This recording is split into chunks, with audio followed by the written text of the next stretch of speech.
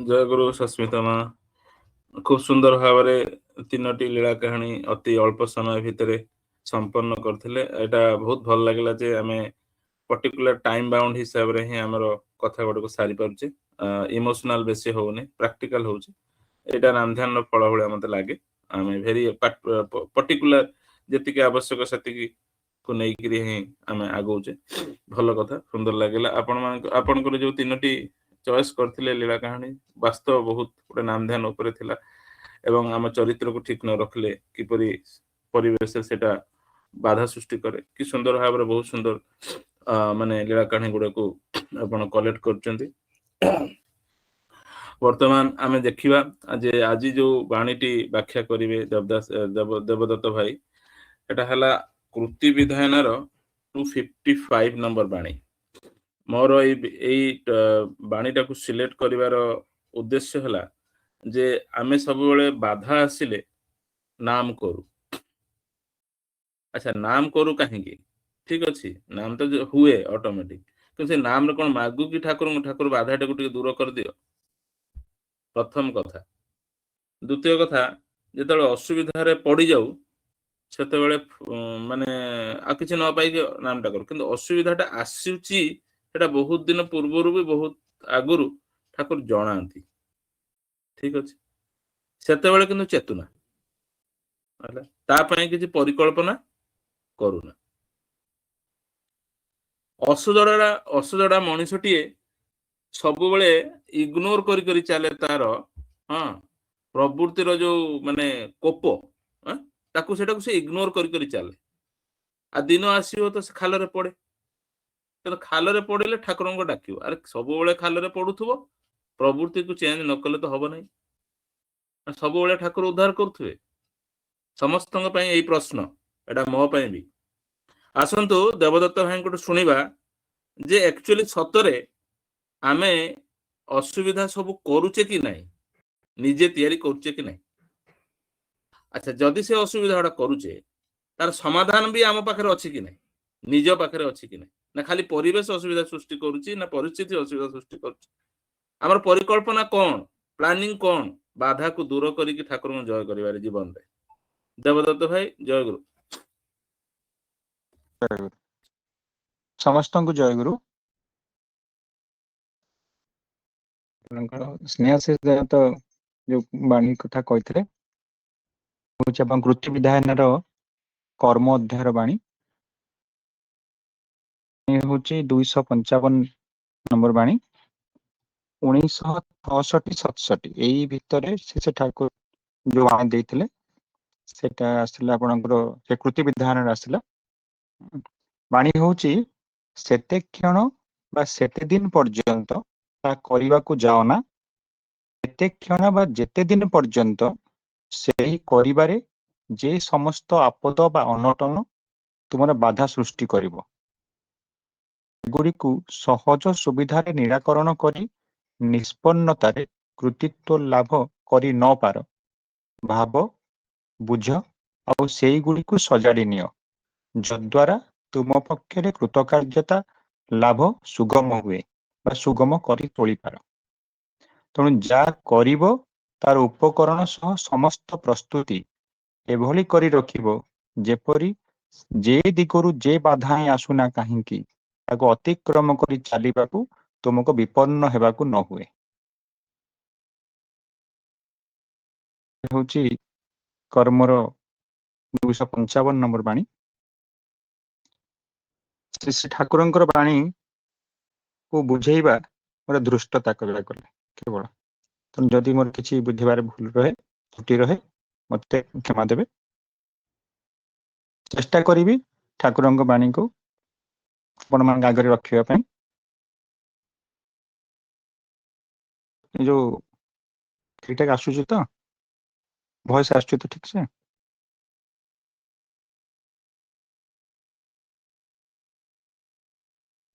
ହଁ ଭାଇ ଆସୁଛି, ଟିକେ ଅନମ୍ୟୁଟ କରିବା ଟାଇମ ଯାଉଛି ତ। ହଁ ଆସୁଛି, ଆଜ୍ଞା କିନ୍ତୁ ମଝିରେ ଟିକେ ଚଡଚଡ ହଉଥିଲା। ତଥାପି ଆପଣ ବାର ଟା ଦେଖନ୍ତୁ ଯେ କନଷ୍ଟାଣ୍ଟ ଆଜ୍ଞା ରହୁଛି ଆଜ୍ଞା କି ନାହିଁ। ନା ପୁରା ଆଜ୍ଞା, କନଷ୍ଟାଣ୍ଟ ଅଛି ମୋର। ହଁ ଠିକ ଅଛି, ବଢିଆ। ଆଜ୍ଞା, ଆଗାନ୍ତୁ। ଆଜ୍ଞା। ତେଣୁ କଥାଟା ହେଲା ସେ ଠାକୁରଙ୍କର କହିବା କଥା ହଉଛି କର୍ମ କରିବାକୁ ଗଲେ ଆମକୁ କଣ କରିବାକୁ ପଡିବ ନା ତାର ସବୁ କିଛି ଦେଖିବାକୁ ପଡିବ। ସେଇ ଆପଣଙ୍କର ବା ତାର ପ୍ରତି କଣ ବିପଦ ଆସିପାରେ, କଣ କେମିତି ବିପଦ ସୃଷ୍ଟି କରିବ, ତ ତା ପ୍ରତି କଣ କରିବାକୁ ପଡିବ, ଆମକୁ ସେତିକି ପରିମାଣରେ କଣ କରିବାକୁ ପଡିବ ନା ସାବଧାନ ହବାକୁ ପଡିବ। ସାବଧାନ ହେଇ ଯଦି ଆମେ କାମଟା କରିବା ତାହେଲେ କଣ ହବ, ସେ ଜିନିଷଟା ଠିକ ଆସିବ। ଏଇ ଯୋଉ ବାଣୀ ବିଷୟରେ ମୁଁ ଦେଖିଲି, ସେ ଠାକୁରଙ୍କର ଏହି କଣ ଅଛି ନା ଠାକୁର ନିଜେ ଗୋଟେ ଜାଗାରେ କହିଛନ୍ତି, ବୋଧେ ଆପଣଙ୍କ ଆଲୋଚନା ପ୍ରସଙ୍ଗ ଏଟା ବୋଧେ ଆପଣଙ୍କର ଦ୍ୱିତୀୟ ଖଣ୍ଡ ହେଇଥିବ। ତେଣୁ ଏଥିରେ ଠାକୁର କହୁଛନ୍ତି ଯେ ସେମ କଥା ଯୋଉ କଥା ଏଠି ବି କହିଛନ୍ତି, ସେଇ କଥାଟା ସେ ପୁରା କ୍ଲିୟର ସେଠି ବୁଝେଇଛନ୍ତି। ଠାକୁର କହିଛନ୍ତି ଯେ ଠାକୁର କହିବା କଥା ଯେ ଯାହା ଯୋଉଟା କରଣୀୟ ଆମର ଅଛି ତା ବିଷୟରେ ପ୍ରଥମ ଆମର କଣ ହେବା ଦରକାର, ଗୋଟେ କ୍ଲିୟର କନସେପସନ ହେବା ଦରକାର, ଗୋଟେ ସ୍ପଷ୍ଟ ଧାରଣା ହେବା ଦରକାର। ମାନେ କଣ କରିବି, କିପରି ଭାବେ କରିବି, ଆଉ ପ୍ରତିବନ୍ଧକ ଆରେ କଣ କଣ ହେଇପାରେ, ଆଉ ସେଗୁଡିକୁ କିପରି ଭାବରେ ନିୟନ୍ତ୍ରଣ କରିବାକୁ ହେବ, ଆଉ କାମଟା କରିବା ପାଇଁ କଣ କଣ ପ୍ରୟୋଜନ, ଆଉ ତା ପାଇଁ କେଉଁଠୁ କାହା ପାଖରେ କିପରି ଭାବରେ ସଂଗ୍ରହ କରିବି, ସବୁ ଦରକାର ଜାଣିବା ଦରକାର। ଆଉ କାହା କାହା ସହଯୋଗିତାରେ, କାହାର କୋଉ ଲୋକର ସାହାଯ୍ୟ ସହଯୋଗରେ ମୋ କାମଟା ହେଇପାରିବ, ଏବଂ ତା ମଧ୍ୟରୁ କିଏ କିଏ ମୋ ହାତ ପାହାନ୍ତାରେ ଅଛନ୍ତି ତାକୁ ମଧ୍ୟ ଦେଖିବାକୁ ପଡିବ। ତେଣୁ ଯୋଉ ଯୋଉ ଷ୍ଟେପ ବା ଯୋଉ ଯୋଉ ପର୍ଯ୍ୟାୟ ଦେଇକିରି ଗଲେ ମୋର କାମଟା ହେଇପାରିବ, ସେଇଭଳି ଭାବରେ ମତେ କଣ କରିବାକୁ ପଡିବ, କାମ ଠିକ ସେ ମତେ ଚିନ୍ତା କରିବାକୁ ପଡିବ। ସେ ଚିନ୍ତାଟା କୋଉଠୁ ଆସିବ, ଯୋଉ ଆପଣଙ୍କର ସମସ୍ୟା କଣ ଆସିପାରେ, ତାକୁ ସମାଧାନ କେମିତି ହବ, କଣ କଣ କୋଉ ଲୋକର ସାହାଯ୍ୟ ନେଇ କରିବି, କୋଉ ଭଳି କରିବି, କୋଉ ଭଳିଆ ଷ୍ଟେପ ରେ କରିବି, ଏ ସବୁର ଯାହାକୁ କହନ୍ତି ମଞ୍ଜି, ଯୋଉ କଥା କହିଲେ ଭାଇ କହିଥିଲେ, ସେ ହଉଛି ନାମ ଧ୍ୟାନ। ନାମ ଧ୍ୟାନ କରିବା ଫଳରେ କଣ ହୁଏ ନା, ସେ ନାମ ଧ୍ୟାନ କରିବା ଫଳରେ କଣ ହୁଏ ନା, ମଣିଷର ମସ୍ତିଷ୍କରେ ଗୋଟେ କ୍ଲିୟର ଜିନିଷଟା ଆସିଯାଏ। ଯାହା କିଛି ସମସ୍ୟା ଥାଏ, ସେ ଠାକୁରଙ୍କ ଦୟାରୁ ସେ କଣ ହୁଏ ନା, ସେ ସମସ୍ୟା ବିଷୟରେ ତାର ଗୋଟେ ଧାରଣା ସୃଷ୍ଟି ହୁଏ। ବିପଦଟା କଣ ହେଇପାରେ, ମୋର ସମସ୍ୟା କଣ ହେଇପାରେ, ତେଣୁ ତାର ସମାଧାନ କେମିତି ହବ, ସେ ସମାଧାନର ବାଟ ମଧ୍ୟ ସେ ହିଁ କୁହନ୍ତି। এই ବିଷୟରେ କେତେଟା ଆପଣଙ୍କର ମୁଁ ରଖୁଛି ଉଦାହରଣ ରଖୁଛି। ପ୍ରଥମ ଉଦାହରଣ ହଉଛି ଶ୍ରୀ ଠାକୁରଙ୍କର ନିଜର। କେମିତି ଜିନିଷଟା ଦେଖନ୍ତୁ, ଯୋଉ କଥା ଶ୍ରୀ ଠାକୁର ରସଗୋଲା ଖାଇବା ପାଇଁ ବହୁତ ଆପଣଙ୍କର ବହୁତ ଭଲ ପାଉଥିଲେ, ରସଗୋଲା ଖାଇବା ପାଇଁ। ଏମିତି ଅବସ୍ଥା ହେଲା ଯେ ଧୀରେ ଧୀରେ ଯୋଉ ଜାଗାରେ ସେ ବାକି କରି ଖାଉଥିଲେ, ବାକି ପଇସା ବଢି ବଢି ଗଲା, ପଇସା ଦେଇ ପାରିଲେ ନାହିଁ, ଲୋକଟି ଡାକିକି ଗାଳିମନ୍ଦ ବି କଲା। ଶେଷକୁ କହିଲେ ନାଇଁ, ଆକୁ ମତେ ଯେମିତି ହେଲେ ଛାଡିବାର ଅଛି। ତେଣୁ କଣ କରାଗଲା ନା, ରସଗୋଲା ଖାଇବା ପାଇଁ ଯୋଉ ଯୋଉ ବିପଦ ଆସିପାରେ ତାକୁ ସେ ଭାବିଲେ, କହିଲେ କଣ ହେଇପାରେ ନା, ରସଗୋଲା ଦୋକାନ ପାଖ ଦେଇ ଯିବି ନାହିଁ ପ୍ରଥମ କଥା। ଆଚ୍ଛା, ଯଦି ଯିବି ତାହେଲେ କଣ ହବ ନା, ମନଟାକୁ ମୁଁ ସମ୍ପୂର୍ଣ୍ଣ ଭାବରେ କଣ କରିବି ନା, ଠିକ ଭାବରେ ଟାଣିକି ରଖିବି। ଏମିତି ହେଲା, ଦୋକାନ ବାଟ ଦେଇ ଗଲେ ବାରମ୍ବାର ଗୋଡ ସାଳକୁ ଚାଲିଲା। କଣ କଲେ, ଗୋଟେ ଗଛର ଡାଳକୁ ଧରିକିରି ଜୋର କରି ତାକୁ ଧରି ରଖିଲେ, ଶୁଣିଲେ ନାହିଁ, ଗଲେନି ସେଠି। ଏମିତି ଅବସ୍ଥା। ତେଣୁ ଏଇ ଯୋଉ ଜିନିଷ ଦେଖନ୍ତୁ, ଧୀରେ ଧୀରେ ଠାକୁର କହୁଛନ୍ତି, ଏଇ କଥା ଠାକୁର ବି କହିଛନ୍ତି କର୍ମ ବିଷୟରେ, ଯେ ମୁଁ ସେଠି ଭାବିଲି ମୋର କଣ ହବ ଯଦି ମୁଁ ସେଇ ଜାଗାରେ, ବିପଦ ହେଲା କଣ ନା, ବିପଦ ହେଲା ଯଦି ମୁଁ ରସଗୋଲା ଖାଇବା ସେଇ ବୁଦ୍ଧିଟା ପ୍ରଭୃତି ଯଦି ମୋ ମୁଣ୍ଡକୁ ଆସିଲା, ତାହେଲେ କଣ ହଉଛି, ରସଗୋଲା ମୁଁ ଖାଉଛି, ଯାହା ଫଳରେ କଣ ହବ, ମୋ ଦେହ ଖରାପ ହେଇପାରେ। ଏବଂ ଆଉ କଣ ହବ, ପଇସା ଯେହେତୁ ମୋ ପାଖରେ ନାହିଁ, ବାକି ଚାଲିବ। ବାକି ହେଲା ମାନେ ସେ ଲୋକ ମତେ ଗାଳି ମନ୍ଦ ଦବ। ଦେଖନ୍ତୁ ସମସ୍ୟା ଆସିଲା, ସମାଧାନ କଣ ନା, ସମାଧାନ ହଉଛି କଣ, ଠାକୁର ନିଜେ ସମାଧାନ ନିଜେ ହିଁ କରିଛନ୍ତି। ସମାଧାନ ହଉଛି କଣ ନା, ତା ପ୍ରତି ସେ କଣ କରିଛନ୍ତି, ଏମିତି ଭାବରେ ଗୋଟେ ଭାବନା ସୃଷ୍ଟି କରିଛନ୍ତି, ଯେଭଳି ଭାବରେ କଣ ହୁଏ ନା, ଦୋକାନ ଦେଖିଛନ୍ତି, ରସଗୋଲା ଦେଖୁଛନ୍ତି, କିନ୍ତୁ ତାପରେ ତାର ଆଉ କଣ ହଉଛି, ତାଙ୍କର ସେ ମନ ଆସୁନି। ଏଇ ଯୋଉ ଜିନିଷଟା ସେ କହିବା କଥା, ଠାକୁର କହିବା କଥା ଯେ ଏଇ ଯୋଉ ଜିନିଷଟା ମୁଁ କଲି, ସେଇ ଜିନିଷରେ କଣ ହେଲା ନା, ମୁଁ ତାର ବାଟ ଭାବିଲି, ସମାଧାନ ସୂତ୍ର ମୋର କୋଉଠୁ ଆସିଲା, ସେ ନାମ ଧ୍ୟାନରୁ ଆସିଲା।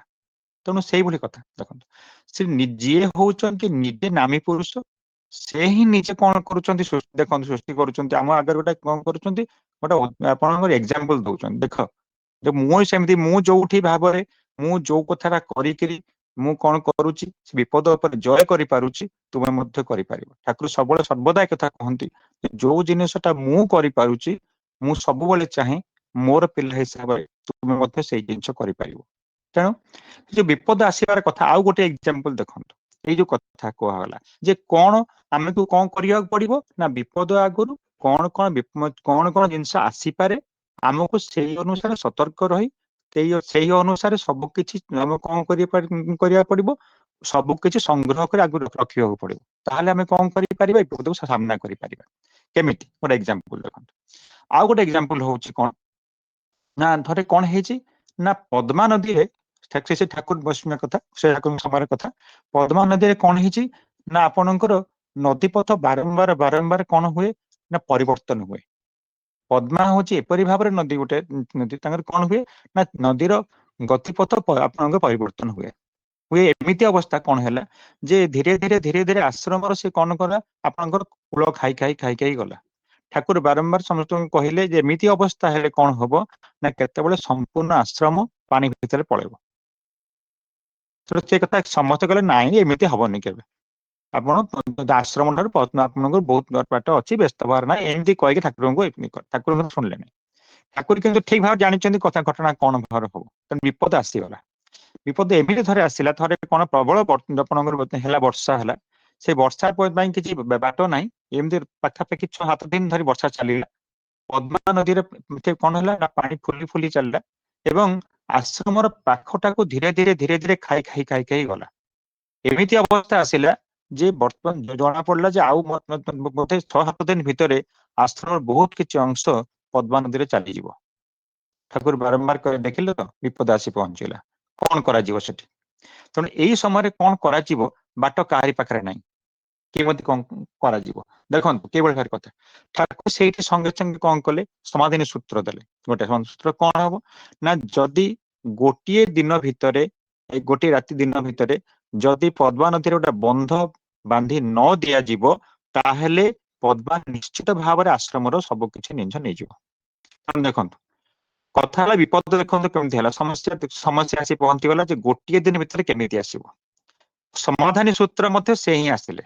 ଦେଖନ୍ତୁ କେମିତି ହେଲା ନା, ବାରିଷ୍ଟର ଜେଏନ୍ ଦତ୍ତ, ଯିଏ ହଉଛନ୍ତି ସୁଭାଷ ଚନ୍ଦ୍ର ବୋଷଙ୍କର ନିଜ ହଉଛନ୍ତି ମାମୁଁ, ତାଙ୍କ ଯେ ମାମୁଁ, ତାଙ୍କ ମାଇଁ ହଉଛନ୍ତି ଆପଣଙ୍କ ଜେଏନ୍ ଦତ୍ତଙ୍କ ସ୍ତ୍ରୀ ଯିଏ, ସେଠି କଣ ଥିଲେ, ସେଠି ସେମାନେ ଥିଲେ, ସେଇ ଜାଗାରେ ଥିଲେ। କଥା ଶୁଣିଲେ ସେ ସଙ୍ଗେ ସଙ୍ଗେ କହିଲେ କେତେ ଟଙ୍କା ଲାଗିବ ଏଠି। ହିସାବ ପତ୍ର କରାଗଲା, ସେତେବେଳେ ପାଖାପାଖି ଲାଗିବ 10,000 ଟଙ୍କା। ଆଶ୍ରମ ଚାରିପଟେ ପଥରର ବନ୍ଧ ଦିଆଯିବ, ତାହେଲେ କଣ ହବ ନା କିଛି ନଈ ଆସିଲେ ପ୍ରୋବ୍ଲେମ ହବ ନାହିଁ। ଦେଖନ୍ତୁ ସମସ୍ତେ ତାକୁ କଣ କଲେ, ଭାବିଲେ 10,000 ଟଙ୍କା ଖର୍ଚ୍ଚ କରି ଆଶ୍ରମ ବନ୍ଧ ଦେବେ, ମାନେ ଗୋଟେ ବହୁତ ବଡ କଥା। ଠାକୁର କହିଲେ ନାଇଁ, ତମେ ସବୁ କାମ କର, ଯେ ବର୍ତ୍ତମାନ ତମେ ସବୁ କିଛି ଛାଡି ତାର ସମାଧାନ କରିବାକୁ ଚେଷ୍ଟା କର। ବିପଦ, ସାଂଘାତିକ ବିପଦ ଆସି ପହଞ୍ଚୁଛି। ଦେଖନ୍ତୁ କୋଭଳି କଥା, ନିଜେ ହଉଛନ୍ତି ସେଇ ତାର କଥା, ଯେହେତୁ ସେଇ ଯାହାକୁ କହନ୍ତି ସେ ହିଁ ଦ୍ରଷ୍ଟା ପୁରୁଷ, ତେଣୁ ସେ ଜାଣିପାରନ୍ତି କିପରି ଭାବରେ ହେଇପାରେ। ଆଉ ସମସ୍ୟାର ସମାଧାନ ମଧ୍ୟ ସେ ଦେଇଛନ୍ତି ସେଇ ଜାଗାରେ। 10,000 ଟଙ୍କା କୋଉଠୁ ଆସିବ? ଆଶ୍ରମ ପାଖରେ, ଆଶ୍ରମ ଫଣ୍ଡ ରେ ମାତ୍ର ଥାଏ 13 ଟଙ୍କା। ନାହିଁ, କୌଣସି ପ୍ରକାର ଅବସ୍ଥା ନାହିଁ, କାହାରି ପାଖରେ ସେତିକି ସକ୍ଷମ ନାହାନ୍ତି। ସଙ୍ଗେ ସଙ୍ଗେ ଜେଏନ୍ ଦତ୍ତଙ୍କର ଯୋଉ ତାଙ୍କ ସ୍ତ୍ରୀ ଥିଲେ, ଯିଏ ହଉଛନ୍ତି ସୁଭାଷ ଚନ୍ଦ୍ର ବୋଷଙ୍କର ମାଇଁ, ସେ ନିଜେ କଣ କଲେ, ତାଙ୍କର ହୀରା ହାରଟାକୁ କଣ କଲେ, ବାହାର କଲେ, ସଙ୍ଗେ ସଙ୍ଗେ ଦେଲେ, କହିଲେ ଏଇଟା ନିଅନ୍ତୁ, ଆଜି ଆପଣଙ୍କ ସଙ୍ଗେ ସଙ୍ଗେ ବନ୍ଧା ପକେଇ ପଇସା ଆଣିକିରି କାମ ଆରମ୍ଭ କରନ୍ତୁ। ଦେଖନ୍ତୁ କଥା ହେଲା, ସେଇ ଜାଗାରେ କଣ କଲେ, ଠାକୁର କହିଲେ କିଛି, ଠାକୁର ଅବଶ୍ୟ ପ୍ରଥମେ ବହୁତ ସମୟ ମନା କଲେ, କିନ୍ତୁ ତାପରେ ସେ ଶୁଣିଲେ ନାହିଁ, କହିଲେ ନାଇଁ ନାଇଁ, ମାନେ ଯାହା ବି ହଉ ଆଶ୍ରମ ପାଇଁ ମୋର କିଛି ଇଏ କରିବାର ନାହିଁ, ଏଥିରେ କିଛି ବ୍ୟସ୍ତ ହୁଅନ୍ତୁନି, ଯେତେବେଳେ ସତ୍ସଙ୍ଗର ପଇସା ଆସିବ ତାହେଲେ ମତେ ହାରଟା ଦେଇଦେବେ। ଏଇ କଣ୍ଡିସନ କଥା ହେଲା। ଯେତେବେଳେ ଆପଣଙ୍କର ଦେଖନ୍ତୁ ସଙ୍ଗେ ସଙ୍ଗେ ବାଲି, ଗୋଡି, ସିମେଣ୍ଟ ସଙ୍ଗେ ସଙ୍ଗେ ଆସିଲା ଏବଂ ଠାକୁର ନିଜେ ମଧ୍ୟ ମାନେ ସମ୍ପୂର୍ଣ୍ଣ ରାତି ଅନିଦ୍ରା ହେଇ ଠିଆ ହେଇ ସେ ଜାଗାରେ ଇଟା ବୋଧେ ବଢିବାକୁ ଲାଗିଲେ। ଦେଖନ୍ତୁ ସମସ୍ୟାର ସମାଧାନ କେମିତି ହେଲା। ସମସ୍ତେ ଭାବୁଥିଲେ ଏଟା ସମ୍ଭବ ନୁହେଁ, ଆଶ୍ରମ ବୋଲେ ବୋଧେ ଏମିତି ଗୋଟେ ମନ ଖେୟାଲ କହିଛନ୍ତି। ଗୋଟିଏ ରାତି ଭିତରେ, ଗୋଟିଏ ତା ପରେ ପରେ ସକାଳ 10ଟା ବେଳକୁ ଦେଖାଗଲା ଯେ ପାଖାପାଖି 80% କାମ ସରିଗଲାଣି। ଦେଖନ୍ତୁ ସମସ୍ତେ କାମରେ ଲାଗିଛନ୍ତି, ଠାକୁର ନିଜେ ମଧ୍ୟ ମୁଣ୍ଡରେ ବୋହିକି ନେଇଛନ୍ତି କଥା, ଜିନିଷ ଭାବନ୍ତୁ ଏଇ ଜିନିଷ। ତେଣୁ ଏଇଟା ହଉଛି ସମସ୍ୟାର ତ୍ୱରିତ ସମାଧାନ। ଠାକୁରଙ୍କ ପାଖରେ ଗୋଟେ ଜିନିଷ ହଉଛି ଠାକୁର ହଉଛନ୍ତି ଅଟଳ ମହାମେରୁ। ଠାକୁର ବାରମ୍ବାର କହିଛନ୍ତି ମୁଁ କୌଣସି ବିପଦ ଆସିଲେ ସେଟା କଣ ହୁଏ ନା ଘାବଡେଇ ଯାଏ ନାହିଁ। କାହିଁକି ଘାବଡେଇ ଯାଏ ନାହିଁ? ମୁଁ ନାମ ଧ୍ୟାନ ଠିକ ଭାବରେ କରେ। ଯୋଉ ଭଳିଆ ନାମ ଧ୍ୟାନ କରେ, ନାମ ଧ୍ୟାନ ଫଳରେ ମୁଁ କଣ କରେ ନା ବିପଦ ଆସିଗଲେ ମୁଁ ଜାଣିପାରେ ଜିନିଷଟା କଣ ହୁଏ। ତେଣୁ ସମାଧାନ କରିବାର ସୂତ୍ର ମଧ୍ୟ ମୋ ମୁଣ୍ଡକୁ ଆସିଯାଏ। ତେଣୁ ସେଇ ଜିନିଷଟା ଆମେ କରିପାରୁନୁ। ନାମ ଧ୍ୟାନ ସେଇ ବିଷୟରେ ଆମେ ଯେହେତୁ ଆମେ କରିପାରୁନୁ, ତେଣୁ ସମସ୍ୟାର ସମାଧାନ ସୂତ୍ର ମଧ୍ୟ ଆମେ ପାଉନୁ। ଦେଖନ୍ତୁ ୟାର ଆଉ ଗୋଟିଏ ଆପଣଙ୍କୁ ଏକ୍ସାମ୍ପଲ ରଖୁଛି ଶ୍ରୀ ଶ୍ରୀ ବର୍ଦାଙ୍କର କଥା। ଶ୍ରୀ ଶ୍ରୀ ବର୍ଦା ଯେତେବେଳେ କଥା ହେଲା କଣ ନା ଯେତେବେଳେ 1900 ଯେତେବେଳେ ଆପଣଙ୍କର 46 ମସିହାରେ ଶ୍ରୀ ଶ୍ରୀ ଠାକୁର କଣ କଲେ ନା ଆପଣଙ୍କର ଦେଓଘର ଆସିଲେ। ସେତେବେଳେ ଅବସ୍ଥା ବହୁତ ଖରାପ, ପାଖରେ କିଛି ନାହିଁ, କୌଣସି ପ୍ରକାର ଅବସ୍ଥା ନାହିଁ। ଦେଖିଲା ପ୍ରତିଦିନ ଶହ ଶହ ଉଦ୍ବାସ୍ତୁ ଆସି ପହଞ୍ଚିଲେ, ତାପରେ ପରେ ଆସି ପହଞ୍ଚିଗଲେ। ତାଙ୍କ ପାଇଁ ରହିବା ଖାଇବା ତାଙ୍କର ଜୀବନ ବଞ୍ଚିବାର କଥା କିଛି ବାଟ ହିଁ ନାହିଁ। କଣ କରାଯିବ ଏଭଳି ଅବସ୍ଥା? ସେତେବେଳେ କଣ ଥାଏ ନା ସତ୍ସଙ୍ଗର ଯୋଉ ଆପଣଙ୍କର ଥିଲା ଥିଲେ ଆପଣଙ୍କର ସର୍ବାଧିନାୟକ ଥିଲେ। ଯେତେବେଳେ ସତ୍ସଙ୍ଗ ତାଙ୍କୁ କୁହାହଉଥିଲା ସର୍ବାଧିନାୟକ କୁହାହଉଥିଲା, ସେ ଥିଲେ କିଏ? ପୂଜ୍ୟପାଦ ଖେପୁଦା, ସେ ଶ୍ରୀ ଠାକୁରଙ୍କ ସାନ ଭାଇ। ସେତେବେଳେ କଣ ହେଲା ନା ତାଙ୍କ ଉପରେ ସବୁ କଥା ବୁଝାବୁଝି ଥିଲା। ସିଏ କଣ ଥିଲେ ନା ଆପଣଙ୍କର ଯୋଉ ଆପଣଙ୍କର ହିମାଚଳ ଆଶ୍ରମ ଥିଲା ସେଠି ମଧ୍ୟ ସେଠି ସେ ସବୁ ବୁଝାବୁଝି କରୁଥିଲେ। ଏଠି ସେ କଥା ବୁଝାବୁଝି କଲେ। କିନ୍ତୁ ସିଏ କଣ କଲେ ଗୋଟିଏ ବର୍ଷ ଭିତରେ ହାତ ଟେକିଦେଲେ ଠାକୁରଙ୍କ ପାଖରେ। ସେ କହିଲେ ଆଜ୍ଞା ମୁଁ ଆଉ ପାରିବି ନାହିଁ। ଏଭଳି ଶହ ଶହ ଉଦ୍ବାସ୍ତୁ ଆସି ପହଞ୍ଚିଲେ, କଣ କେମିତି କରାଯିବ, କଣ କଥା ହବ ସେ ବିଷୟରେ ମୁଁ ଆଉ ପାରିବି ନାହିଁ। କିନ୍ତୁ ଦେଖନ୍ତୁ ବିପଦ ଆସି ପହଞ୍ଚିଗଲା। ସମସ୍ୟାର ସମାଧାନ ଠାକୁର କହିଲେ କିଛି ନାହିଁ, ବ୍ୟସ୍ତ ହବ ନାହିଁ, ବଡ ଖୋକା କରିବ। ଦେଖନ୍ତୁ ସେ ବର୍ଦ୍ଧା କରିବେ କଥା ହେଲା। ସେ ବର୍ଦ୍ଧା କଥା ଦେଖନ୍ତୁ କୋଉ ଭଳି ଭାବରେ ସେ ବର୍ଦ୍ଧା କଲେ। ଆଶ୍ରମର ଅବସ୍ଥା ନାହିଁ, କିଛି ପାଖରେ ଆପଣଙ୍କର ଫୋନ ନାହିଁ, କିଛି ନାହିଁ। ଲୋକଙ୍କ ପାଖରେ ଯୋଉମାନେ ଆସି ପହଞ୍ଚୁଛନ୍ତି ସମସ୍ତେ ହେଲେ ସେ ପାଖରେ କିଛି ନାହିଁ, ସର୍ବଦା ସବୁ କିଛି ହରେଇକି ଆସି ପହଞ୍ଚୁଛନ୍ତି। ଭାରତ ପାକିସ୍ତାନ ମଧ୍ୟରେ ସେତେବେଳେ ଆପଣଙ୍କର ଯାହାକୁ କହନ୍ତି ଆପଣଙ୍କ ବିଭାଜନ ହେଇଯାଇଛି। ସେଇ ସମୟ 47 ମସିହାରେ ଲୋକ ଆସି ପହଞ୍ଚୁଛନ୍ତି, ଶହ ଶହ ଲୋକ ବିଭିନ୍ନ ଜାଗାରେ ଆସି ପହଞ୍ଚୁଛନ୍ତି। ପାକିସ୍ତାନ ରେଙ୍ଗୁନ ଏବଂ ଆପଣଙ୍କର ସୁଦୂର ଆପଣଙ୍କର ଆଫଗାନିସ୍ତାନ ସେଠୁ ଲୋକ ଆସି ପହଞ୍ଚୁଛନ୍ତି। ବାଟ କିଛି ନାହିଁ, ପାଖରେ କିଛି ନାହିଁ, ଖାଇବାକୁ ନାହିଁ, ପିନ୍ଧିବାକୁ ନାହିଁ, କିଛି ନାହିଁ। ପ୍ରାଣ ବଞ୍ଚେଇ ପଳେଇ ଆସିଛନ୍ତି, କୌଣସି ପ୍ରକାର ପ୍ରାଣ ବଞ୍ଚେଇ ପଳେଇ ଆସିଛନ୍ତି। ଆଶ୍ରମର ପାଖାପାଖି 2 କୋଟି ଟଙ୍କାର ସମ୍ପତ୍ତି ପାକିସ୍ତାନ ସରକାର ଦେବା ପାଇଁ ଆପଣଙ୍କର ହଁ ମାରି ପଛରେ ଦେଲା ନାହିଁ, କିଛି ଦେଲା ନାହିଁ, ବରଂ ଜବରଦସ୍ତ ସବୁ ଜିନିଷ ନେଇଗଲା। ତେଣୁ ସେଇଭଳି କଥା ଭାବନ୍ତୁ। ତେଣୁ ସେଇଭଳି ଅବସ୍ଥାରେ କେମିତି କଣ କରାଯିବ? ସେତେବେଳେ କଣ କଣ ହୁଏ ଆପଣଙ୍କର ଈଶ୍ୱରବୃତ୍ତି ବା ଆପଣଙ୍କ ସାଙ୍ଗଠନିକ ପଇସା ମଧ୍ୟ ଆସିବା କଷ୍ଟ ହେଇଯାଇଥିଲା। କେମିତି ଅବସ୍ଥା? ସମସ୍ତେ ଯାହାକୁ କଥା ଯୋଉ ଭଳିଆ ମାନେ କଣ ଥିଲା ଲୋକଙ୍କର ମନି ଅର୍ଡର କରିକି ସେମାନେ କଣ କରୁଥିଲେ ଆପଣ ଆଶ୍ରମ ପଠଉଥିଲେ। କୋଉ ଆଶ୍ରମ? ଆପଣ ପାବନ ଆଶ୍ରମ ପଠଉଥିଲେ। କିନ୍ତୁ ସେଠି ଆପଣଙ୍କୁ ଦେଲା କଣ ହେଲା ଆଶ୍ରମ ଆପଣଙ୍କର ବନ୍ଦ ହେଇଗଲା। ସମସ୍ତଙ୍କୁ ଦେଓଘରକୁ ଆଶ୍ରମକୁ ଆପଣଙ୍କ ସାଙ୍ଗଠନିକ ପଇସା ଆସିବା ବି ଧୀରେ ଧୀରେ ଧୀରେ ଧୀରେ ଆପଣଙ୍କର ବନ୍ଦ ହେଲା। ତେଣୁ ସେଇ କଣ ହୁଏ ନା ସେଠି ସବୁ ଲୋକ ଭାବିଲେ ସେଠି ବୋଧେ ଆମର ସମ୍ପୂର୍ଣ୍ଣ ଜିନିଷ ବନ୍ଦ ହେଇଗଲା, ଆଉ କିଛି ଏଇ ବାଟ ନାହିଁ। ଏଇ ଅବସ୍ଥାରେ ଦେଖନ୍ତୁ କୋଉ ଭଳି ଅବସ୍ଥା ଶ୍ରୀ ଶ୍ରୀ ବର୍ଦ୍ଦା କାମଟା ନେଲେ। ବର୍ଦ୍ଦା ସ୍ତ୍ରୀ କଥା ମୋ ମୁଣ୍ଡକୁ ନେଲେ। ସେତେବେଳେ କଣ ହେଲା ନା ଦେଖନ୍ତୁ ସମସ୍ୟାର ସମାଧାନ ମଧ୍ୟ ସେ ବାହାର କଲେ। କେମିତି ବାହାର କଲେ ନା ଯୋଉ କଥା ସେ ଠାକୁର ତାଙ୍କ ବାଣୀର କଥା କହୁଛନ୍ତି, ଯୋଉ କର୍ମର ବାଣୀ ଆମେ ଦେଖିଲେ, ଯୋଉ କର୍ମର ବାଣୀରେ ସେ ଠାକୁର ଆମ କଥା କହୁଛନ୍ତି, ଯୋଉ କଥା ଯୋଉ ଏବେ ସବୁ କିଛି କାମଟା କରିବାକୁ ଗଲେ କଣ କରିବାକୁ ପଡିବ ନା ସେଇ ଅନୁସାରେ ଯାହା ଯାହା ଉପକରଣ ସମସ୍ତ ପ୍ରସ୍ତୁତି ତାକୁ ମଧ୍ୟ କରିବାକୁ ପଡିବ। ଯେପରିକି ଯୋଉ ଦିଗରୁ ବାଧା ଆସିବା କାହିଁକି ତାକୁ ଆମେ ଅତିକ୍ରମ କରି ଚାଲିବାକୁ ହବ। ସେ ବର୍ଦ୍ଦା ଦେଖିଲେ ଯେ ଏଇ ଯୋଉ ଜିନିଷଟା ହଉଛି କଣ ପାଇଁ ହଉଛି। ପ୍ରଥମ ଦେଖିଲେ ଲୋକଙ୍କୁ ଉଦ୍ବାସ୍ତୁ ଯୋଉ ଲୋକ ଆସି ପହଞ୍ଚୁଛନ୍ତି ତାଙ୍କୁ ପ୍ରଥମେ କିଛି ଖାଇବାକୁ ଦିଆ ଆଗେ ତାଙ୍କୁ କଣ କରିବାକୁ ପଡିବ ବଞ୍ଚେଇ ଦେବାକୁ ପଡିବ, ତାପରେ କଥାବାର୍ତ୍ତା।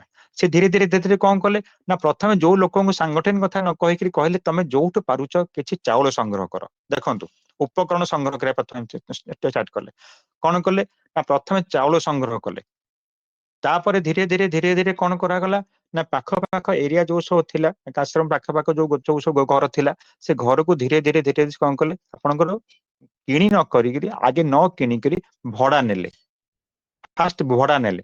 ଭଡା ନେଇକି ଧୀରେ ଧୀରେ କଣ କଲେ ଯୋଉ ଲୋକ ଆସିଲେ ତାଙ୍କୁ ସେ ଜାଗାରେ ରଖିଦେଲେ ଏବଂ ତାଙ୍କୁ କଣ କଲେ କହିଲେ ସଙ୍ଗେ ସଙ୍ଗେ ସଙ୍ଗେ ତମେ କାମ ଇଏ କର, ତୁମକୁ ମୁଁ ସବୁଦିନ ବସେଇ ଖାଇବା ସମ୍ଭବ ନୁହଁ। ତୁମେ ନିଜେ ନିଜେ ନିଜେ ନିଜେ କିଛି କିଛି କାମ ଆରମ୍ଭ କର।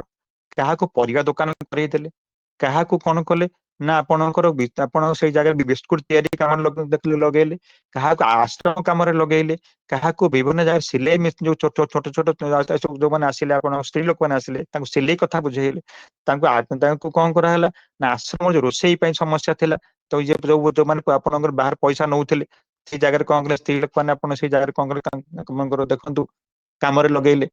ତ ଏମିତି କରି କରି କରି କରି ଦେଖାଗଲା ପାଖାପାଖି 2 ବର୍ଷ ଭିତରେ ସବୁ ସମସ୍ୟାର ସମାଧାନ ହେଇଗଲାଣି। ଶ୍ରୀ ବଡଦା ଶହ ଶହ ଲୋକଙ୍କୁ ତାଙ୍କର ସବୁ କିଛି, ତାଙ୍କର ଜୀବନ ଦୟାର ଯାହା କିଛି ଦରକାର ସାହାଯ୍ୟ କରି ତାଙ୍କୁ ବଞ୍ଚେଇ ଦେଇଛନ୍ତି।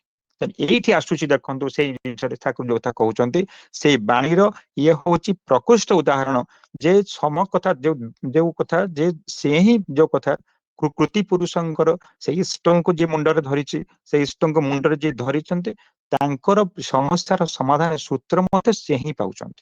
କେମିତି ପାଉଛନ୍ତି ନା ଦେଖନ୍ତୁ, ସବୁ ଉପକରଣ ସଂଗ୍ରହ ଧୀରେ ଧୀରେ କରିଦେଲେ, ଧୀରେ ଧୀରେ ଧୀରେ ଧୀରେ ଜାଣିଗଲେ ଜିନିଷ ଏଇଆ ହଉଛି, ତେଣୁ ସେଇ ବାଟରେ ସଂଗ୍ରହ କରି ଲୋକଙ୍କୁ ଆଣି ରଖିଦେଲେ।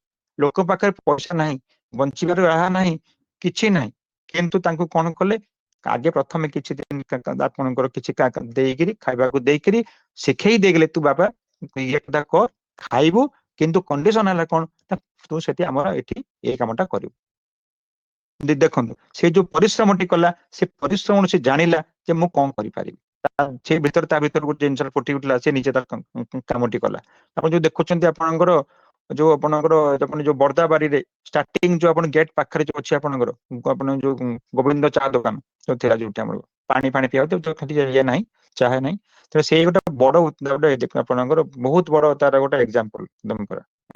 ବରମାର ଆସି ପହଞ୍ଚିଥିଲେ, ବରମାର କିଛି ପାଖରେ ନାହିଁ, 3 ଦିନ ଧରି ଖାଇବା ପରେ ବର୍ଦା କହିଲେ ଗୋଟେ କାମ କର, ଏଠି ଚା ଦୋକାନ କର। କୋଉଠି କରିବି, କିଛି ନାହିଁ, ତୁ ଆଗେ ବାହାରେ ଖାଲିରେ କିଛି ନେଇକରି ଇଏ ନେଇ କର, କାମ କର। ତାଙ୍କୁ ମାତ୍ର କଣ କରିଥିଲେ, ମାତ୍ର 6 ଟଙ୍କା ଦେଇଥିଲେ। ସେ 6 ଟଙ୍କା ଭିତରେ ଉପକରଣ ସଂଗ୍ରହ କରି ଧୀରେ ଧୀରେ ସେ ଆପଣଙ୍କର ଚା ଦୋକାନ କଲେ, ଏବଂ ଦେଖନ୍ତୁ ସେ ଜାଗାରେ ଏବେ ବି ଅଛି, ସେ ଜାଗାରେ କହିବାକୁ ଗଲେ ଗୋବିନ୍ଦ ଚା ଦୋକାନ କୁହାଯାଉଛି। ସେଠି ଆଉ ଚାହା ନାହିଁ, ଖାଲି ଆପଣ ଦେଖିବେ ସେଠି ଆପଣଙ୍କର ବେଞ୍ଚ ସବୁ ପଡିଛି, ଏବଂ ସେଠି ଆପଣଙ୍କର ପୂଜ୍ୟପାଦ ସିପାଇ ପ୍ରାୟ ବସନ୍ତି ଜାଗାରେ ଇଏ କରନ୍ତି। ଇଏ ହେଲା ଗୋଟେ କଥା। ଦେଖନ୍ତୁ ଆଉ ଗୋଟେ କଥା ହେଲା, ଆପଣ ଏଇ ଜିନିଷର ଗୋଟେ ପ୍ରକୃଷ୍ଟ ଉଦାହରଣ ହଉଛନ୍ତି ଶ୍ରୀ ଶ୍ରୀ ଦାଦା, ପରମ ପୂଜ୍ୟପାଦ ଶ୍ରୀ ଶ୍ରୀ ଦାଦା। ଦେଖନ୍ତୁ କେମିତି ନା ଗୁହାଟୀ ଆପଣଙ୍କର ମନ୍ଦିର ହେଲା, ଗୁହାଟୀ ମନ୍ଦିର ହଉଛି ଶ୍ରୀ ଶ୍ରୀ ଠାକୁରଙ୍କର ଜୀବଦଶାରେ ପ୍ରଥମ ମନ୍ଦିର, ଏବଂ ସେଇ ଯେତେବେଳେ ହେଲା ଗୁହାଟୀ ମନ୍ଦିର ପାଇଁ ତାହେଲେ କଥା କଣ କରାହେଲା ନା, ଗୁହାଟୀ ମନ୍ଦିର ପାଇଁ ଶ୍ରୀ ଶ୍ରୀ ଦାଦା ଏବଂ ଆପଣଙ୍କର ସେଠି କଣ ଯେତେ ପ୍ରକାର କର୍ମୀ ଥିଲେ, ଯୋଉ ରବୀନ୍ଦ୍ର ଥିଲେ, ଆପଣଙ୍କର ଆପଣଙ୍କର ଏ ଯୋଉ ତାଙ୍କ ହଉଛି ଆପଣଙ୍କର ଏ ଯୋଉ ତମେ କଣ ତାଙ୍କ ହଉଛି ଆଶୁତୋଷ ମାଇତି, ସେ ବି ସେଠି ଥିଲେ।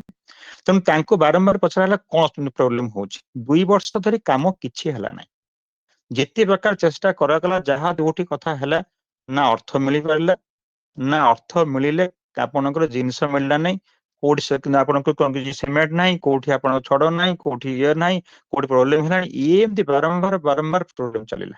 ଶ୍ରୀ ଶ୍ରୀ ବଡଦା ନିଜେ କହିଲେ କାମ କର, ସେଠି ନିଜେ ଯା। ଦାଦା ସେଠି ଗଲେ, ଯାଇକିରି କଣ କଲେ ନା ନିଜେ ଯାଇକି ସେଠି ରହିଲେ, ପୁରା ସେଠି ରହିଲେ, ଏବଂ ନିଜେ ସେ ଜାଗାରେ ଦାଦା କଣ କଲେ ନା ଯାଇକି ଦେଖିଲେ କଣ ଜିନିଷ ପ୍ରୋବ୍ଲେମ ଟା କଣ। ନା ପ୍ରୋବ୍ଲେମ ହଉଛି କଣ ନା, ସେଠିକାର ପ୍ରଥମ ପ୍ରୋବ୍ଲେମ ହଉଛି କଣ ନା, ଲୋକାଲ ଯୋଉ ଅଛନ୍ତି ଆପଣଙ୍କ ଶ୍ରମିକ ଅଛନ୍ତି, ଶ୍ରମିକ ପ୍ରୋବ୍ଲେମ। ସେମାନେ କଣ କରନ୍ତି ନା, ସେ ଶ୍ରମିକ ମାନେ ହଉଛନ୍ତି କାମ କରିବା ଲୋକ, କିନ୍ତୁ ତାଙ୍କୁ ଯୋଉ ସର୍ଦ୍ଦାର ନେଇକି ଆସେ, ସେ କଣ କରେ, ତାଙ୍କୁ କଣ କରେ, କମ ପଇସା ଦିଏ। ତ ସର୍ଦ୍ଦାର କମ ପଇସା ଦିଏ, ସେ ଲୋକ କଣ କରନ୍ତି, 3 ଦିନ 4 ଦିନ ଆପଣ କାମ କରନ୍ତି, ତାପରେ କଣ କରନ୍ତି, ସେ ଜାଗାରେ ପଳାନ୍ତି, କରନ୍ତିନି। ଆଉ ଗୋଟେ କଥା କଣ ହୁଏ ନା, ଯେତେବେଳେ ସେ କଣ ହୁଏ, ସର୍ଦ୍ଦାର ମାନେ ସେଠି ଆଉ କଣ କରନ୍ତି, ଯୋଉ ଲୋକ ଆସନ୍ତି ତାଙ୍କୁ ଅଧା ପେଟ ଖାଇବାକୁ ଦିଅନ୍ତି, ତାଙ୍କୁ କମ ପଇସା ଦେବେ, ଖାଇବାକୁ ଦେବେ, କମେନି, ଏମିତି ସବୁ ତାଙ୍କୁ ପ୍ରୋବ୍ଲେମ କରେଇବେ। ଲୋକମାନେ ଧୀରେ ଧୀରେ କଣ କରନ୍ତି, ଲୁଚିକି ପଳାନ୍ତି। ଆଚ୍ଛା ଦେଖନ୍ତୁ ସେ ଦାଦା ଜାଣିଲେ ଏଇଗୁଡା ସବୁ ସମସ୍ୟା, ଏଇଗୁଡା ପ୍ରୋବ୍ଲେମ ହେଲା। ଆଚ୍ଛା, ସେକେଣ୍ଡ ଜିନିଷ କଣ ନା, ସେକେଣ୍ଡ ଜିନିଷ ହଉଛି କଣ ନା, ସିମେଣ୍ଟ ମିଳିବା ପ୍ରୋବ୍ଲେମ।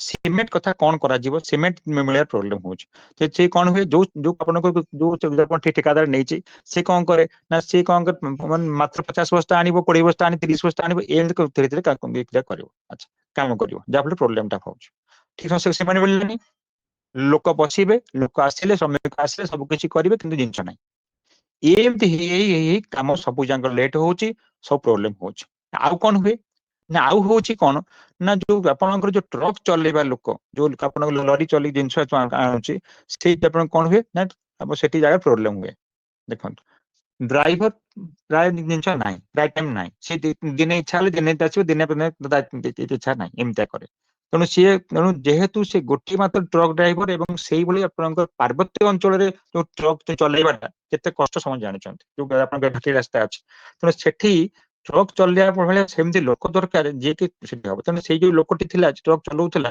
ସେ ନିଶାସକ୍ତ ଲୋକ ତେଣୁ ପ୍ରାୟ ଟାଇମ ଏମିତି କରେ ତା ଇଚ୍ଛା ହେଲା ସେ ଇଚ୍ଛା ନହେଲେ ନାହିଁ ତେଣୁ କାମ ଠିକ ସବୁ ଥିଲା ଜିନିଷ ଆସି ପହଞ୍ଚି କାମ ହେଇପାରିବନି ଏମିତି ହେବା ହେଲା ସେ ଦାଦା ଦେଖିଲେ ଏଇ ସବୁ ଜିନିଷ ପ୍ରୋବ୍ଲେମ ହଉଛି ସମସ୍ୟା ସମାଧାନ କଣ କେମିତି କରିବାକୁ ପଡିବ ଦେଖନ୍ତୁ ସେ କେମିତି ପ୍ରସ୍ତୁତି ନେଲେ ବିପଦ ଆସିଲେ କେମିତି ତାଙ୍କୁ ପ୍ରସ୍ତୁତି ନେଲେ ସେ କଣ କଲେ ଦାଦା ଦାଦା କଣ କଲେ ସେ ଦାଦା ଗୋଟେ କାମ କଲେ ଠିକ ଅଛି ଆଗେ ନିଜେ ଟ୍ରକ୍ ଶିଖିଲେ ଦେଖନ୍ତୁ ସେ ଦାଦା ନିଜେ ଟ୍ରକ୍ ଶିଖିଲେ ଟ୍ରକ୍ ଚଲେଇବା ଶିଖିଲେ ପ୍ରଥମ କଥା ହେଲା ଆଉ ଗୋଟେ କଥା କଣ ହେଲା ନା ଆସାମ ଯଦି ଆପଣଙ୍କର ନାହିଁ ସେ କଣ କଲେ ସେଇ ଜାଗାରେ ଆପଣଙ୍କର କଣ କଲେ କଣ୍ଟାକ୍ଟ କରିକିରି କଲିକତା ଏବଂ ତା ପାଖରେ ଯୋଉ ସବୁ ରହିଲା ଆପଣଙ୍କର କିଛି ଜିନିଷ ଆପଣଙ୍କର ସେଠୁ ଆସିଲା ଯୋଉ ଯାହା କୁହନ୍ତି ଆପଣ ମାଲଦାର କିଛି ଜିନିଷ ଆସିଲା ଏମିତି ବିଭିନ୍ନ ଜାଗାରୁ ଜିନିଷ ସବୁ କଣ କଲେ କଣ୍ଟାକ୍ଟ କଲେ ଯେ ଯାହାର ଯୋଉଠି ହଉଛି 10 ବସ୍ତା 20 ବସ୍ତା 15 ବସ୍ତା 30 ବସ୍ତା 5 ବସ୍ତା ସିମେଣ୍ଟ ସବୁ ଧୀରେ ଧୀରେ ପଠାଅ ଦେଖନ୍ତୁ ସିମେଣ୍ଟ ଧୀରେ ଧୀରେ ଆସିଲା ଆସିକି କୋଉଠି ପହଞ୍ଚିଲା ଆପଣଙ୍କର ସେଠି ପହଞ୍ଚିଲା ଏଠି ପହଞ୍ଚିଗଲା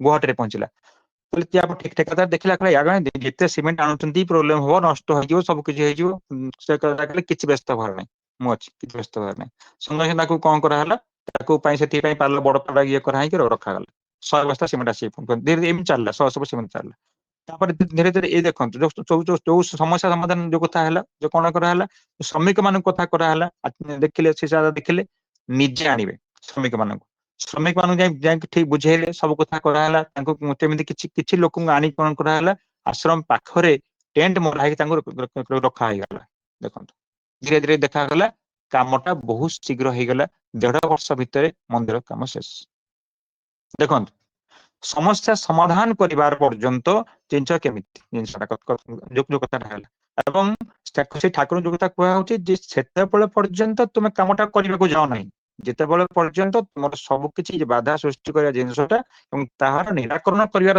ଜିନିଷଟା ତମ ମୁଣ୍ଡରେ ନାହିଁ ତେଣୁ ସେଇ ଜିନିଷଟା ଯୋଉ କଥା ହେଲା ଆମେ ତାକୁ କେମିତି କାମ କରିବାକୁ ଆସିବ କେମିତି ଜିନିଷଟା କରିବା କଣ କରିବା ସବୁ ତାଙ୍କର ଜିନିଷଟା ହୁଏ ଏଇ ଜିନିଷ କୋଉଠୁ ଆସେ ଏଇ ଜିନିଷଟା ଆସେ ସେ ନିଜ ଭିତରୁ ଆସେ ନିଜେ କଣ କେମିତି କରିପାରିବା ନିଜେ କୋଉ ବିଷୟରେ କଥା ହେଇପାରିବା ଜାଣିବା କେମିତି ନା ନିଜସ୍ୱର ସେଇ ଯୋଉ ଭିତର କଥାଟା ଜାଣିବା କେମିତି ନା ନାମଧାନ୍ୟ ଜାଣିବା ନାମଧାନ୍ୟ ବସିଲେ ହିଁ ଆମର ବିପଦ କଥା ଦେଖାଯିବ ଆମ ଆଖିକି ଦେଖାଯିବ ବିପଦଟା ମୋର ଏଇଆ ଅଛି ଆଉ ମୁଁ ଏଇ ଜିନିଷ ନେଇକିରି ଗଲେ ସେଠି ପହଞ୍ଚିବ ଏଇଟା ଦେଖନ୍ତୁ ଆଉ ଗୋଟେ ପ୍ରକୃତ ଜିନିଷ ହେଲା ଏଇ ଯୋଉ କଥା କରାଗଲା ଯେ ଆପଣଙ୍କ ଯୋଉ ଶ୍ରୀ ଶ୍ରୀ ଠାକୁରଙ୍କର ଶୁଭ ଆପଣଙ୍କର ହେଲା ଜନ୍ମ ଶତବାର୍ଷିକୀ ହେଲା ଜନ୍ମ ଶତବାର୍ଷିକୀ ଦିନ କଥା ମନେ ଅଛି ମୁଁ ନିଜେ ଇନଭଲ୍ଭ ଥିଲି ବୋଲି ଆପଣଙ୍କୁ କହୁଛି ଜନ୍ମ ଶତବାର୍ଷିକୀରେ ମୋର ଯିଏ ପୋଷ୍ଟାଲ ସୁପରିଟେଣ୍ଡେଣ୍ଟ ଥିଲେ ଥିଲି ପୋଷ୍ଟାଲ ସୁପରିଟେଣ୍ଡେଣ୍ଟ ଥିଲେ ତାଙ୍କ ସେ କଣ କରୁଥିଲେ ତାଙ୍କ ଆଗରୁ ସେ ଆପଣଙ୍କର ଦିଲ୍ଲୀରେ ଥିଲେ ତାଙ୍କ ନାଁ ସେ ଆପଣଙ୍କ ହଉଛନ୍ତି ଗୌରାଙ୍ଗ ପାତ୍ର ସେ ଆପଣ ଆସିଷ୍ଟାଣ୍ଟ ଡାଇରେକ୍ଟର ଥିଲେ ଦିଲ୍ଲୀରେ ଥିଲେ ଆପଣଙ୍କର ସେ ଠାକୁରଙ୍କ ଉପରେ ଗୋଟେ ଆପଣଙ୍କର ପୋଷ୍ଟାଲ ଷ୍ଟାମ୍ପ ବାହାରିବ ପୋଷ୍ଟାଲ ଷ୍ଟାମ୍ପ ବାହାରିବାକୁ ହେଲେ କଣ କରାଯିବ ନା ତା ପାଇଁ ପାଖାପାଖି ସବୁ ମାନେ ଏମିତି ଆପଣଙ୍କର ବଡ ଲୋକଙ୍କର ଜଣେ ଦରକାର ବଡ ଲୋକ ମାନେ ଜଣେ ହେଇଥିବେ ଆପଣଙ୍କ ଏମପି କିମ୍ବା ତା ଉପରକୁ ଆପଣଙ୍କର ଇଏ ହେଇଥିବେ ଆପଣ ମିନିଷ୍ଟର ହେଇଥିବେ ଗଭର୍ଣ୍ଣମେଣ୍ଟ ଅଫ ଇଣ୍ଡିଆର ତାହେଲେ ସେଇ ଲୋକଙ୍କର ଆପଣ ସୁପାରିଶ ଯଦି ହେଲା ଏବଂ ସେମିତି ବଡ ବଡ ଲୋକଙ୍କ ସୁପାରିଶ ଯଦି ହେଲା ତାହେଲେ ଷ୍ଟାମ୍ପ ବାହାରିବ ନହେଲେ ନାହିଁ ଯାହା ରୁଲ ଥିଲା ତେଣୁ ସେଇ ସମୟରେ କଣ କରାଗଲା ଯେ କାହାକୁ କାହାକୁ ଧରିଲେ କାମ ହବ ଲିଷ୍ଟ କରାଗଲା ତାଙ୍କୁ ଯାଇ ଧରାଗଲା ସମସ୍ତେ ହଁ ହଁ ମାଇଲେ କିନ୍ତୁ କାମ କଲେନି ଠିକ ବୋଲି ପ୍ରୋବ୍ଲେମ ହେଲା ଆଚ୍ଛା ସେ କଣ କରାଗଲା ବଡଦାଙ୍କ ପାଖକୁ କଥା ଗଲା ସେ ବଡଦା କହିଲେ ଠିକ ଅଛି ବ୍ୟସ୍ତ ଭାବ ନାହିଁ ତେଣୁ ଧୀରେ ଧୀରେ କଥା କଣ କରାଗଲା, କହିଲେ ଆଗେ ତମେ ଭଲ କରି ବୁଝ ଯେ କୋଉ ଷ୍ଟେପ ନେଇ କାମଟା କରିହବ, ତ ତାର ମତେ ତମେ ଷ୍ଟେପଟା ବୁଝା ଆଗେ କଣ କଣ ଷ୍ଟେପ ହେଲା କଥା ହେଲା। ମନେ ଅଛି ସେ ଯାଇକି ସେଠି ବର୍ଦାଙ୍କୁ କଣ କଲେ ବୁଝେଇଲେ ଆଜ୍ଞା ଏଇ ଜିନିଷ କରାଯିବ, ପ୍ରଥମେ ଏଇ ଷ୍ଟେପ ତାପରେ ଏଇ ଷ୍ଟେପ ତାପରେ ଏଇ ଷ୍ଟେପ, ସେଠୁ ଆପଣଙ୍କର ଲାଷ୍ଟ ହଉଛି ଯେ ଆପଣଙ୍କ ଅଛନ୍ତି ଆପଣଙ୍କ ଇନଫ୍ଲୁଏନ୍ସ ମିନିଷ୍ଟର ଅଛନ୍ତି, ଯଦି ସିଏ ତାକୁ କଣ କରି ଫାଇନାଲ ତାକୁ ଆପ୍ରୁଭାଲ ଦେବେ, ତାଙ୍କ କଥା ହେଲେ ଫାଇନାଲ ଆପ୍ରୁଭାଲ ହେଇଗଲା ଷ୍ଟାମ୍ପଟା ବାହାରିବ ନା ଠିକ ଅଛି।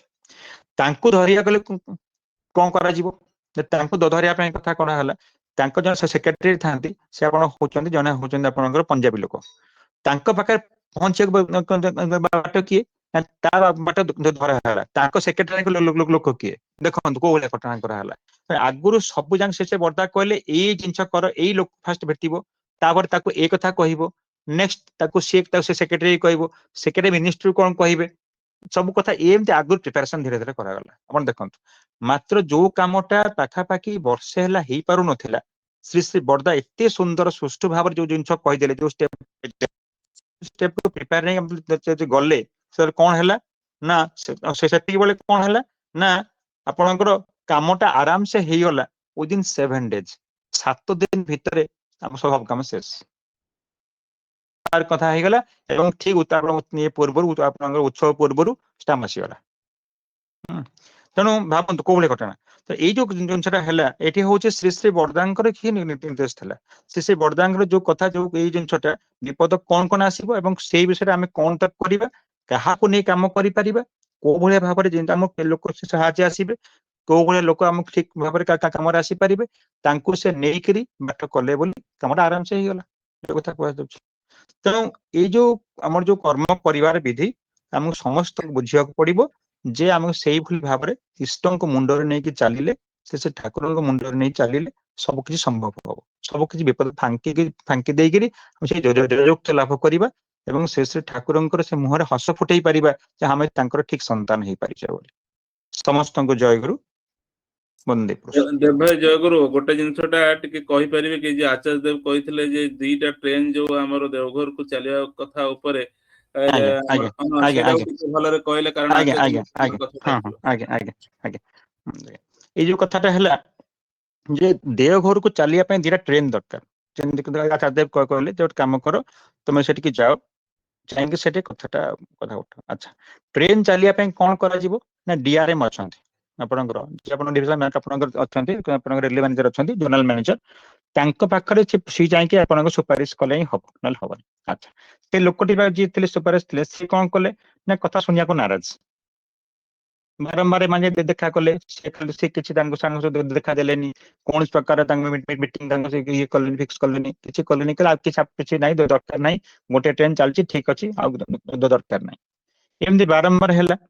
ଆଚାର୍ଯ୍ୟ ଦେବ ପାଖକୁ ଆସିକି କହିଲେ ଯେ ଆଜ୍ଞା ଏମିତି ହଉଛି, ସେ ଲୋକ ଶୁଣୁନି, କିଛି କରୁନି। ଆଚାର୍ଯ୍ୟ କହିଲେ କିଛି ବ୍ୟବସ୍ଥା ହବା ପାଇଁ, ତାହେଲେ କାମ କର, ତାକୁ ଦେଖନ୍ତୁ ସେ ଲୋକଟି କଣ ପ୍ରୋବ୍ଲେମ ହଉଛି, ଲୋକଟି କଣ ଚାହୁଁଛି, ଭଲ କରି ବୁଝନ୍ତୁ, ସେ ଲୋକଟି କାହିଁକି ମନା କରୁଛି, ଟ୍ରେନ କଥା ମନା କରୁଛି ଏବଂ କଣ ପାଇଁ ମନା କରୁଛି, ଏଇ ସବୁ କଥା କଣ ଧୀରେ ଧୀରେ ଦେଖାଗଲା।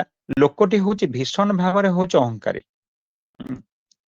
ଇଗୋ ତା ମନରେ ଭାରି ଅଛି। ସିଏ ଭାବୁଛି ଯେ ଏମାନେ ସବୁ କଣ କରୁଛନ୍ତି, ଉପରୁ ଚାପ ପ୍ରକ୍ରିୟା ଆଣି ଇଏ କରୁଛନ୍ତି, ଆରେ ମୁଁ ତ ଡିଆରଏମ, ଉପରେ ମୋ ଉପରେ ପ୍ରେସର ପକେଇବେ, ହଉ ଦେଖିବା ମୁଁ କେମିତି କରିଦେବି। ଏମାନେ ଆସିକି ମତେ କାହିଁ କହୁନାହାନ୍ତି ସବୁ ଜିନିଷ, ମାନେ ମତେ ଆଗରୁ କାହିଁ ଫାଷ୍ଟ ମତେ ନ କରିକିରି ଉପରୁ କାହିଁ ପ୍ରେସର ପକଉଛନ୍ତି। ତେଣୁ ଏଇ ସେ ଟୋଟାଲି ଜମା ଇଏ କରୁନାହିଁ, କାମଟା କରୁନି। ତେଣୁ ଦେଖନ୍ତୁ କୋଉ ଭଳିଆ ଜିନିଷ ହେଲା, ସମସ୍ୟା ସମାଧାନ କେମିତି ହବ। ଆଚାର୍ଯ୍ୟ ଦେବ କହିଲେ ତେଣୁ କିଛି ନାହିଁ, ତେଣୁ ତାକୁ ପ୍ରଥମେ ଆଜ୍ଞା କୁହ, ପ୍ରଥମରୁ ଷ୍ଟାର୍ଟିଂ କର, କଣ କେମିତି କରାଯିବ, ତାଙ୍କୁ ଯାଇ କୁହ, ତାଙ୍କ କଥା ମନଟା କଥା ବୁଝ, ସେ କଣ ପାଇଁ କଥା ହେଇଛି। କଣ କରାଗଲା ନା ସେମାନେ ସବୁ ଗଲେ, ଧୀରେ ଧୀରେ ଗଲେ, ଜଣେ ଆମର ଋତିକ ଥାନ୍ତି ସରକାର ଦା ବୋଲି, ତେଣୁ ସିଏ କଣ କଲେ, ସେଠିକି ଗଲେ, ଯାଇକି ତାଙ୍କ ସହ କଥାବାର୍ତ୍ତା କଲେ, ଧୀରେ ଧୀରେ କଥା ହେଲା। ତାଙ୍କର ଯିଏ ଥିଲେ ପ୍ରିୟ ଜଣେ ଅଛନ୍ତି କ୍ଲର୍କ, ତାଙ୍କ ସହ କଥା ପଡିଲା, ତାଙ୍କ ସହ କଥା ପଡୁ ବୁଝାଗଲା ଯେ ସେ ଲୋକଟିର କିଛି ପାରିବାରିକ ପ୍ରୋବ୍ଲେମ ଅଛି, ଗଣ୍ଡଗୋଳ ଅଛି, ତାପରେ ଏଇ ଘଟଣା ପଥାଏ ତାର କିଛି ଅସୁବିଧା ହେଇଛି, ତେଣୁ କିଛି ନାହିଁ। ତେଣୁ ସେଇ ଧୀରେ ଧୀରେ କଥା କଣ ହେଲା, ସେଇ ଜିନିଷର କ୍ଷୟ ନେଇ ତାଙ୍କ ପାଖରେ ପହଞ୍ଚିଲେ, ସବୁ କିଛି କଲେ। ଏମିତି ହେଇକି ଡିଆରଏମ ଦେଲେ, ଧୀରେ କଣ କଥା ଶୁଣିଲେ, ଧୀରେ କଥା ଶୁଣିବାକୁ ଲାଗିଲେ, ଜାଣିଲେ ହଁ ସତ୍ସଙ୍ଗର ଲୋକଟା ଆସିଛନ୍ତି, କଣ ଶୁଣିବା, ଧୀରେ କଥା ଶୁଣିବା।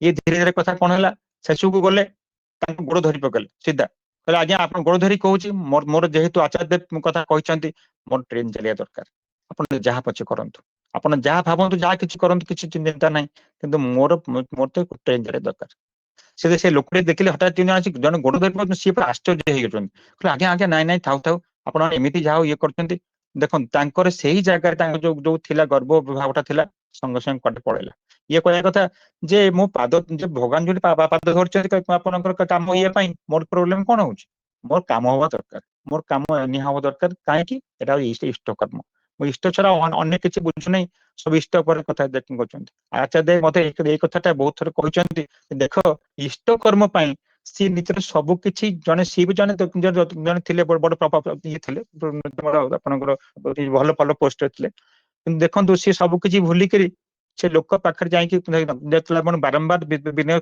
हो नहीं मैटर कौन कले संपूर्ण भाव करदे चेंज करदे ठीक अच्छे संगे संगे किसी व्यस्त हबार नहीं आप व्यस्त हूँ ट्रेन संगे संगे चलो आज्ञा देखो ट्रेन संगे संगे 2 दिन 3-4 दिन भर सब कुछ होगा ट्रेन चलला एठी गोटे कथा अच्छी जे निजस्व तांकर जो कथाटा है गोटे जिनस है कौन ना कामटा केमिति हबो कामटा करिया पई कोन करा जीवो तेणु सेई सब जिनिस आनुषंगिक जहाँ जिनिस से जानिले बुझिले एवं आचार्य परामर्श नहीं से कामटा कले देखो समाधान ठीक से आसीगला एठी ये कथाटा है जय गुरुदेव भाई सेटा बोधे ट्रेन टा अनन्य आ गोटे अन्नपूर्णा ना कोन एमती गोटे थिला म एग्जैक्ट कहि परनी हां हां आज्ञा आज्ञा आपनकर अन्नपूर्णा एक्सप्रेस अच्छा एक्चुअली देखिया गले हमर जीवन रे देवदत्त भाई बहुत सुंदर भाव 4-5टा बोधवे उदाहरण दे कि प्रैक्टिकल उदाहरण जोड़ा मानी को एग्जैक्टली मैच करूची माने आगो को देखला बेलू अंधार केमती हबो जणा नहीं किंतु ता भीतर भी जो छोटो फांकोटा अछि ताको देखी निजे प्रिपरेशन टाको रेडी करी जेमती पूज्यपाद दादा गुवाहाटी मंदिर हिंदू बहुत घटना जेमती ठाकुर पद्मानदी कथा ये सब जिनस जोड़ा कि माने जोड़ा कि प्राय असंभव प्रकार जिनस किंतु ताको संभव भी करा जाय पारे जदि उचित उपाय रे परिचालना करी दंभ रखी ठाकुर ऊपर विश्वास रखी करा जाए ताले सेटा भी हुए सब जिनस रे केवल ठाकुर ऊपर लदी देले दायित्वटा से प्रकार प्रकृति लोक केबे बाधा जय कर परिबनी आमे जो प्रथम रो कहितली जे आमे कोनोसी विपद आसी गला संग संग नाम करू किंतु टिके बुझी रखिया दरकार हां नाम कले फल मिली जिवो सेटा ठीक अछि किंतु आगो को जेमदि न करू जे ठाकुर ऊपर दायित्वटा न दो आमे कोन से जो विपद पाई नाम कलु से विपदर कारण कोन आमे नुह ता पूर्वर कोन हमकु सजाड़िया पे समय दिया जायनी कि आमे सेई प्रकार चेंज हवा पे हमकु उपयुक्त समय मिलनी साधारण भाव में प्रत्येक गुरु भाई तांको घरे बाहरे तांकर जोडी यार्निंग करचंती परिवेश रे बहुत जन सहित कनेक्टेड अछि सब जगह रे एई प्रकार ही भूल करन कारणटा कोन ना नाम ध्यानटा ही ठीक भाव रे करंती आखि मजी जहाँ भाविबे नाम ध्यान कली जहाँ ता बुझी ठाकुर को ठाकुर जेमती चाहिए से उपाय करिवार अछि नाम ध्यान निजर जटिल समस्या गुड़ा को भाविबार अछि ता भीतर देखि जो करणीय गुडी को चिंता करिवार अछि ता भीतर ठाकुर आपन गोटे फांग देखै देबे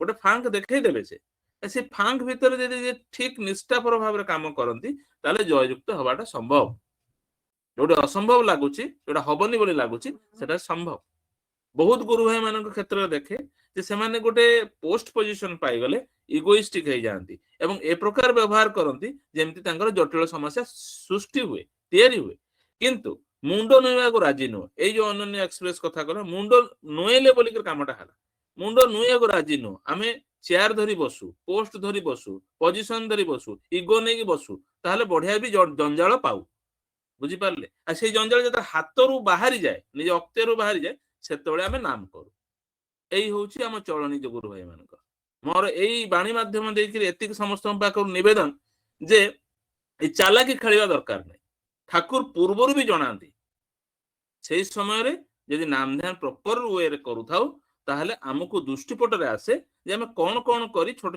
छोट जिनिस को सजई नै करी जो बड़ जंजालटा को केमती भांगी करी चुरमार कर दो किंबा ताको अतिक्रम कर दो गोटे सच्चा गुरु भाई जे ठाकुर निष्ठारे ବଡ କରୁଛି ନିଜ ଜୀବନକୁ ସେ କେବେ ବି ଏ ପ୍ରକାର ଲାଷ୍ଟ ମୋମେଣ୍ଟ କାମ କରିବ ନାହିଁ, ଲଦି ଦବ ନାହିଁ ଠାକୁରଙ୍କ ଉପରେ ଦାୟିତ୍ୱ। ଠିକ ଅଛି। ତେଣୁ ପରିଶେଷରେ ଏଇ ବାଣୀରୁ ଏତିକି ଶିକ୍ଷା ନବା, ଶୁଣିକି ଖାଲି କାନଟାକୁ ଖୁସି କରିବାର ନାହିଁ କି ମନଟାକୁ ଖୁସି କରିବାର ନାହିଁ, ଆଉ ଶିକ୍ଷା ନବାର ଅଛି। ନିଜ ଭିତରେ ଜଞ୍ଜାଳ ଯାହା ଅଛି ତା ପାଇଁ ନେକ୍ସଟ ଡେ ଧ୍ୟାନ କରନ୍ତୁ, କରିକି ଭାବନ୍ତୁ, ତାର ପରିକଳ୍ପନା ଚିନ୍ତା କରନ୍ତୁ। ଆଉ ବହି ତ ଯଦି ପଢୁଥିବ ଠାକୁର ବହୁତ ସମାଧାନ ଦେଇଥିବେ, ପ୍ରତ୍ୟେକ ଜଞ୍ଜାଳ ସମାଧାନ କଣ, ଯେମିତି ମିଠା କଥା କହିଲେ ଦେବଦତ୍ତ ଭାଇ, ସେଇ ପ୍ରକାର ସବୁ ପ୍ରୋବ୍ଲେମର ସଲ୍ୟୁସନ ଅଛି। ସେ ସଲ୍ୟୁସନଟା ନିଜର ପ୍ରବୃତ୍ତିକୁ ଭାଙ୍ଗିକି ବି ଯଦି କରାଯାଏ ତାହେଲେ କରିବାକୁ ପଡିବ। ଠିକ ଅଛି। ନହେଲେ ନିଜ ସମସ୍ୟା ରହିବ ଏବଂ ଦୁଃଖ ବି ରହିବ। ଠିକ ଅଛି। ଦୀକ୍ଷାର ମାନେ ହେଲା ଦକ୍ଷ ହେଇକରି ହିଁ ତାକୁ ଆଗେଇ ଯିବାର ଅଛି। ଦକ୍ଷତା ଯୋଉଟା ଅଛି ସେ ମନ ଭିତରେ ସେଇ ଠାକୁରଙ୍କ ଭାବଟାକୁ ଆଣିବାର ଅଛି, ଯୁଝିବାର ଅଛି, ସମାଧାନକୁ ଖୋଜିବାର ଅଛି, ସମାଧାନ ପାଇଁ ପ୍ରିପେୟାର ହବାର ଅଛି ଏବଂ ତାକୁ ଆୟୋଜନ କରି ସେଇ ପ୍ରକାର ସଜେଇ ରଖିବାର ଅଛି ଯେମିତି ଆମେ ଜିତିବା। ପରିଶେଷରେ ସମସ୍ତଙ୍କ ସହଯୋଗ ଯୋଗୁଁ ଠାକୁରଙ୍କ ଶ୍ରୀଚରଣରେ ମୁଁ ପ୍ରାର୍ଥନା କରୁଛି। କିନ୍ତୁ ଦେଖାଯାଉଛି ବହୁତ ସତ୍ସଙ୍ଗୀ ଆଜି ଶାନ୍ତନୁ ଭାଇ ଆଶ୍ରମରେ ସେ ଯୋଉମାନଙ୍କୁ ପୋଷଣ ଦଉଛନ୍ତି ସେମାନଙ୍କ ଭିତରୁ ଗୋଟିଏ କେହି ଯୋଗ ଦେଇନାହାନ୍ତି। ଜନରଞ୍ଜନ ଭାଇ ବ୍ୟସ୍ତ, ସେ ଯୋଉମାନଙ୍କୁ ପୋଷଣ ଦଉଛନ୍ତି ତା ଭିତରୁ ଜଣିଏ ଯୋଗ ଦେଇଛି। ଏଇ ଯୋଉ କିଛି ଜଣଙ୍କର କାର୍ଯ୍ୟ ନିଜର ବ୍ୟସ୍ତତା ଯୋଗୁଁ ଅନ୍ୟମାନଙ୍କ ପୋଷଣଟା ମାନେ କଣ ପୁରା ବନ୍ଦ କରିଦେଇଛନ୍ତି, ସେମାନେ ବି ସେସନ ଯୋଗ ଦେବାକୁ ସୁଯୋଗ ପାଇନାହାନ୍ତି। ଏ ପ୍ରକାର କେହି ନ କରନ୍ତୁ, ମୁଁ ହାତ ଯୋଡି କହୁଛି। ନିଜେ ବ୍ୟସ୍ତ ରହିପାରନ୍ତି କିନ୍ତୁ ସେମାନଙ୍କୁ ମେସେଜଟା ଆଟଲିଷ୍ଟ ଦିଅନ୍ତୁ, ଫୋନ କରି ଜଣାନ୍ତୁ। ବହୁତ କଷ୍ଟ ପରିଶ୍ରମରେ ଗୋଟେ ସେସନ କରାହଉଛି, ହାଲକା, ସବୁବେଳେ ଖାମଖିଆଲି, ଇଗ୍ନୋରାନ୍ସ। ଏଇଥିପାଇଁ ହିଁ ଆମ ମାନଙ୍କର କାମ ଗୁଡିକ ସମସ୍ତଙ୍କ ପାଖରେ ପହଞ୍ଚି ପାରୁନି। ପରିଶେଷରେ ସମସ୍ତଙ୍କ ମଙ୍ଗଳ ପ୍ରାର୍ଥନା କରି ରହୁଛି। ଜୟ ଗୁରୁ।